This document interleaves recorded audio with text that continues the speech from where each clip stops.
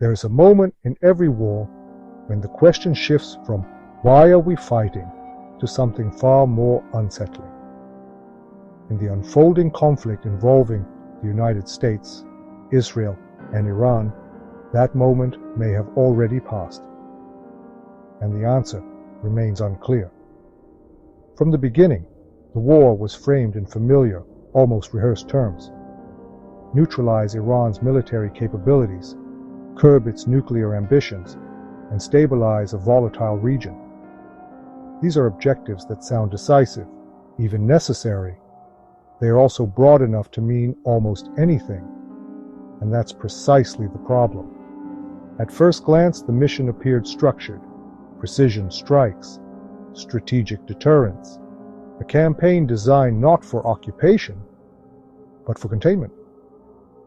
Yet, within weeks, the language began to shift. Officials spoke of weakening Iran's regional influence. Then came whispers, sometimes explicit, sometimes carefully avoided, about regime change. Military briefings highlighted tactical successes, but rarely connected them to a coherent political outcome. This is not a failure of communication. It is a pattern. When objectives expand without being clearly redefined, the war itself becomes elastic, stretching to accommodate new justifications, new threats, and new costs. What began as a targeted campaign quietly evolves into something far more open-ended. There is a long-standing belief in military and political circles that ambiguity can be an asset.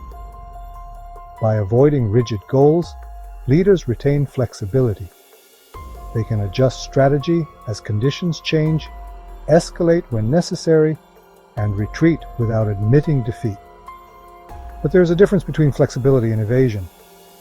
In this conflict, ambiguity is not just a tool for flexibility, it clouds accountability. When objectives remain undefined, success has no standard to be measured against. And without standards, failure becomes impossible to clearly recognize. The result is a war that can be extended indefinitely, justified continuously, and evaluated selectively.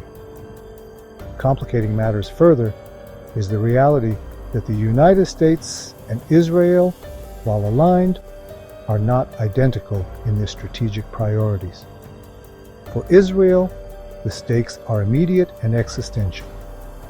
The focus is on neutralizing threats as completely as possible, reshaping the regional balance of power in ways that ensure long-term security.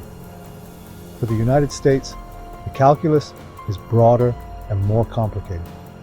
It involves not only military outcomes, but also global economic stability, alliance management, and domestic political pressure. These are not conflicting goals, but they are not perfectly aligned either. And when allies enter a war with overlapping but distinct objectives, the result is often a strategy that shifts not just over time, but depending on who is defining it. Wars rarely remain what they were at the start. This one is no exception. What began as targeted military action has evolved into a broader confrontation, one that encompasses proxy conflicts, maritime tensions, and economic ripple effects that extend far beyond the region. Each escalation brings with it a new justification: securing shipping lanes, responding to indirect attacks, and preventing broader regional collapse. These may all be valid concerns, but taken together, they create a moving target, one where the purpose of the war is constantly being redefined by the consequences of the war itself.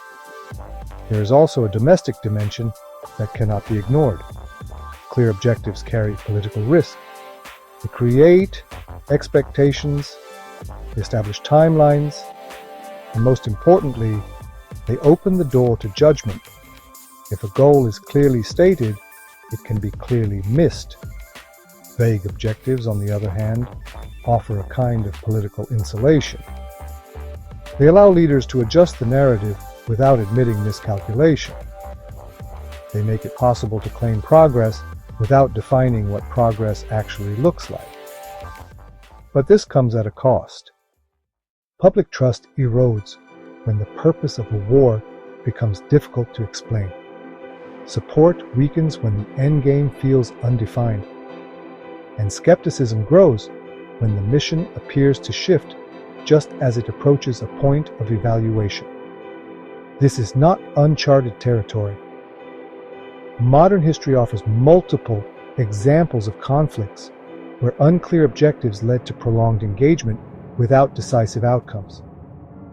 Wars that began with confidence gradually drifted into ambiguity, where tactical victories accumulated, but strategic clarity never emerged. The lesson is not that flexibility is inherently flawed. It is that flexibility without direction is indistinguishable from drift. The greatest danger in this conflict is not simply escalation. It is inertia. A war that lacks clearly defined objectives does not necessarily end. It continues, it adapts, it justifies itself. And over time, it becomes less about achieving a specific outcome and more about managing an ongoing reality. That is how wars lose their boundaries. Not with a single decision, but with the gradual disappearance of limits. The question is no longer whether the United States and Israel can achieve their objectives in Iran. The question is whether those objectives will ever be clearly defined in the first place. Because in war, clarity is not a luxury, it is a safeguard. Without it, strategy becomes narrative, success becomes interpretation, and the end becomes optional.